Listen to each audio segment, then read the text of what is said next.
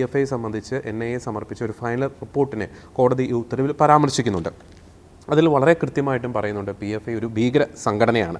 അതായത് ഈ PFI നേതാക്കന്മാർ അല്ലെങ്കിൽ PFI പ്രവർത്തകർ എന്ന് പറയുന്നത് മുൻപ് കേന്ദ്ര സർക്കാർ നിരോധിച്ച സിമി എന്ന് പറയുന്ന ഭീകര സംഘടനയിലെ അംഗങ്ങളായിരുന്നു. അവർക്ക് വളരെ കൃത്യമായിട്ടും അന്താരാഷ്ട്ര ഭീകര സംഘടനകൾ അത് ഏതൊക്കെയാണെന്ന് കൃത്യമായിട്ട് കോടതി പറയുന്നുണ്ട്.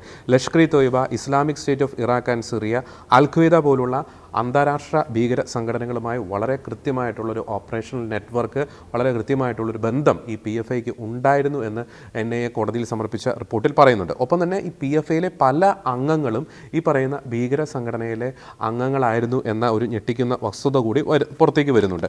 ഒപ്പം ഈ മുസ്ലിം യുവാക്കളെ ഈ ഇത്തരത്തിലുള്ള ഭീകര സംഘടനകളിലേക്ക് ചേർക്കുവാനുള്ള ഒരു കേരളത്തിലെ ഒരു റിക്രൂട്ടിംഗ് ഏജൻസിയായിട്ട് ഈ PFI പ്രവർത്തിച്ചിരുന്നു എന്ന് പറയുന്ന ഒരു നടുക്കുന്ന ഒരു കാര്യം ഈ കോടതി ഉത്തരവിലെ രണ്ടാമത്തെ പാരഗ്രാഫിൽ പറയുന്നുണ്ട്. സാധാരണക്കാരായിട്ടുള്ള മുസ്ലിങ്ങൾ, നിഷ്കളങ്കരായിട്ടുള്ള മുസ്ലിങ്ങളുടെ ഇടയിൽ രാജ്യത്തിനെതിരെയുള്ള ഒരു ചിന്ത വളർത്തുക, അല്ലെങ്കിൽ ഗവൺമെൻറ്റിനെതിരെ തിരിയാൻ പ്രേരിപ്പിക്കുക, ഗവൺമെൻറ്റിനെതിരെ യുദ്ധം ചെയ്യുക അല്ലെങ്കിൽ ചിന്തിക്കുക, അത്തരത്തിലുള്ള കാര്യങ്ങൾ, വിഷലിപ്തമായിട്ടുള്ള തെറ്റിദ്ധാരണ പരത്തുന്ന ചിന്തകൾ സാധാരണക്കാരായിട്ടുള്ള മുസ്ലിങ്ങളുടെ ഇടയിലേക്ക് ഇഞ്ചക്റ്റ് ചെയ്യാൻ PFI ശ്രമിച്ചിരുന്നു, അത്തരത്തിലുള്ള പ്രവർത്തനങ്ങൾ നടത്തിയിരുന്നു എന്നൊരു കാര്യം കൂടി ഈ വിധിന്യായത്തിൽ പറയുന്നുണ്ട്.